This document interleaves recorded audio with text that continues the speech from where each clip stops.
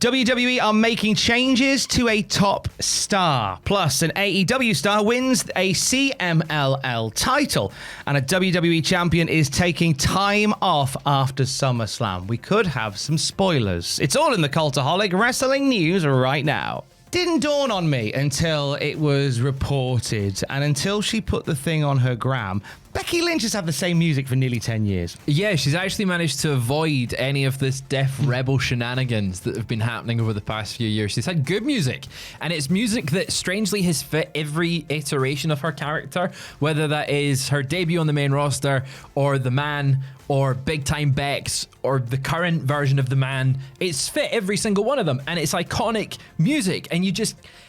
I hope they never change it, Tom. They're changing it, Fraser. Reported by Sean Ross Sapp and Fightful Select that the band The Wonder Years have a brand new theme song for Becky Lynch. Becky has shared the album art for it on her Insta. It could be something that debuts as soon as tonight at SummerSlam. I'd imagine it's so. If she's teased it on socials, I imagine we're going to get a new presentation for her tonight, or whichever night the match is on. I think it's tonight. Might be tonight. I think that is what we'll see. It feels like the right time if they're going to debut something. She's teased it already. Hey, it's a big pay-per-view. It's going to be a premium live event, sorry. It's going to be the next big appearance. She's maybe going to get a big entrance with this new music. Not sure what it sounds like. Not heard it. No. So it'll be a big surprise when we do hear it. But the fact that it's a genuine band, and I believe I saw Sean Ross Sapp's tweet about it saying it's actually a good song, never mind just a good wrestling song. Hey, maybe they're cooking. If I worked for Def Rebel, if I was Keith Def, or maybe Malcolm Rebel, I'd be really quite upset with myself because the big stories when it comes to wrestling theme music at the moment is the dodging of the metaphorical bullet that comes from not getting a Def Rebel theme. You don't want to be Def Rebelled. No, the fact that your name has become a verb for something so negative, that's a worry, isn't it? That's a problem. You never want that. You never want that. You never want your name to be doing a Tom. That's not nice. It's not nice. You're in my media studies class as well, I see. So we'll hopefully. I'm pretty sure we're going to hear it over the weekend at any point. We had, what a hell of a start to the SummerSlam weekend. 2 new WWE champions have been crowned, Fraser. Indeed. Of course, we're talking WWE ID champions at GCW. First off, Kylie Ray is the new WWE ID Women's Champion. And on the men's side, Cappuccino Jones is the men's ID champion. I am just so glad he won just purely on his name alone. Cappuccino Jones is maybe the greatest wrestling name going today, in my mind. Cappuccino Jones. He's also an excellent wrestler as well. He is. Props to him there. But his name, just on his name for a minute. Like, it wouldn't have worked if it was Latte Jones. Macchiato Jones actually works quite well. Mocha Jones.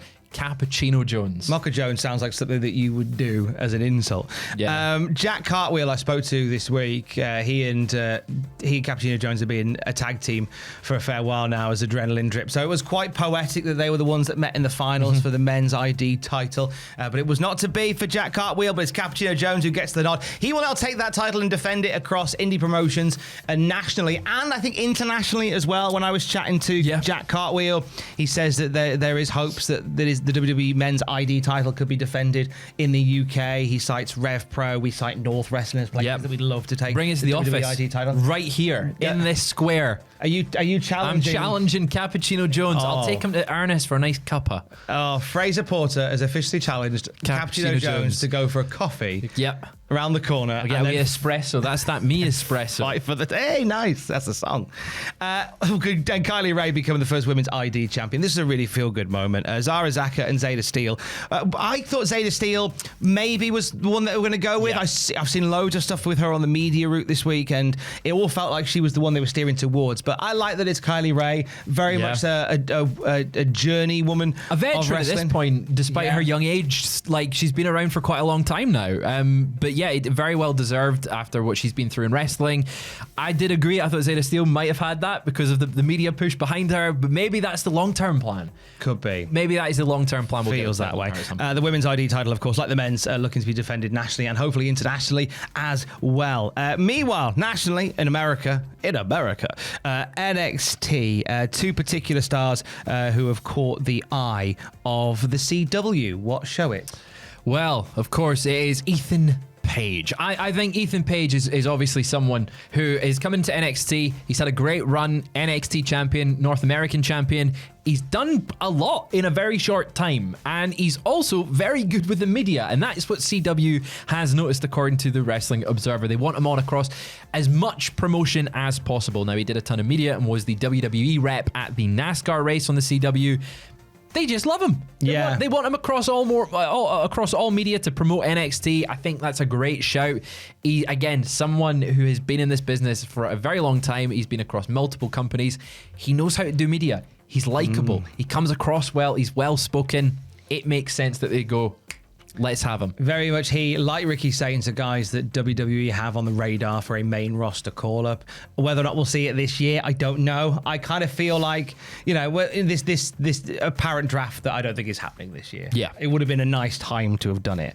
But sure. I think maybe it's something that we'll see next year. Maybe both guys enter the Rumble. Yeah, I would love to see them go into the Rumble and have that NXT exposure there. But I feel like with those two, might be too soon. Bring them up after SummerSlam. Just bring them up in the next month or so, and you've got some ready-made stars when other people might be taking time off. You kind of storylines, obviously, they flux in that, and maybe I think bringing them up would be a good time to do it. Might be the way to do it. Now, in Mexico last night, a CMLL event was headlined by MJF challenging Averno for the CMLL light heavyweight title. He only went and won it. Yeah, I mean, MJF, he's gone in, he's won a title, and he's just having a great time in CMLL. I think his work there has been so good, especially the stuff with Mystico, obviously, and across AEW as well.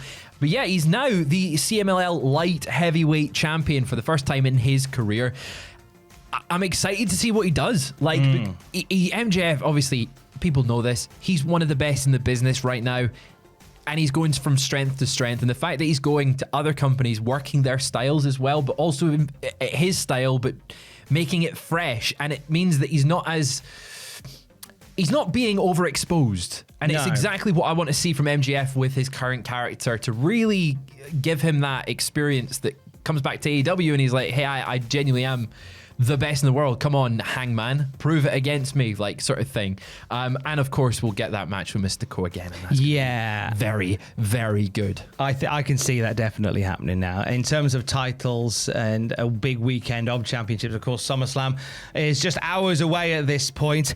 Possible spoiler coming up for something that might go down on night one. So, you know how this works. We don't know this for definite, but we've got a little bit of news here that we think might telegraph what happens at the main event of night one. Yeah, I think it kind of indicates a result is going one way. Now, I'm wearing this t-shirt today, and I think he's leaving with the title tonight because, according to the Wrestling Observer, Gunther has a nose issue that may require him to take time off. Now, it doesn't go into detail as to what the actual issue is with his nose, but the fact that it may require him to take time off, could be an injury, it could be something like that, and it makes me think CM Punk's winning. He's going to win that title tonight and then get cashed in on, because Seth Rollins' knee injury isn't real. This is is that your style? They haven't mentioned anything about the knee injury for a while. I don't know. I'm so torn, but I feel like having Seth with that briefcase in the background somewhere, with Gunther maybe taking time off and Punk having a shot there, that's a ready-made way to get out of the situation without having it being like, oh, Gunther's the next one in line to challenge Punk again. You can get him out the picture a little bit. You could potentially do that. It depends again on what the status is of this injury for Gunther and how much this is going to affect him long term. If it is a case of that he needs to step away, then move the title over to Punk and then possibly move it over to Seth. If that's not the case, then you could easily have it so if Seth isn't cleared to wrestle, you could have Seth make an appearance that consequently costs Punk his match against Gunther. Yep. I mean, this is forgetting completely that at the countdown show yesterday before SmackDown, Paul Heyman declared that Braun Breaker was the leader of the group now.